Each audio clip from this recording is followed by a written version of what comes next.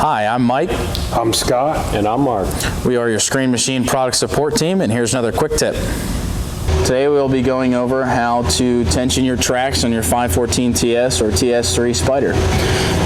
So right here, you'll see this rubber grommet here. This is where your track grease valve is going to be at on either side.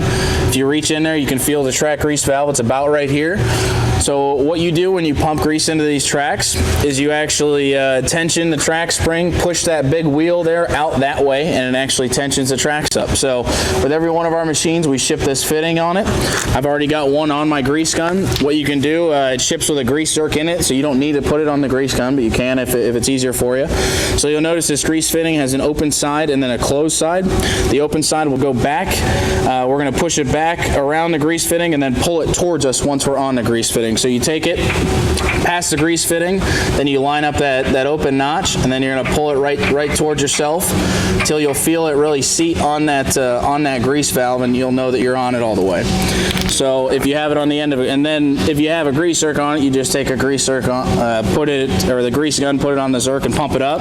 We're going to use just the actual grease gun here. So we're going to go around, make sure you're fully seated on it, so pull it towards you. If you start pumping the tracks up and you should notice every pump you put in there, you'll notice these track pads rise up and tension up. So if it's not doing that, take a look in there, see if you're leaking grease out of the fitting. You might not be seated on there all the way, or your tension might be loose or something like that if you need to do some more troubleshooting, but it should be pretty simple. Pull it on there, pump it up as much as you need to tension it up. Shouldn't take a whole lot. You should, like I said, you'll notice every pump you put in that it'll actually go up.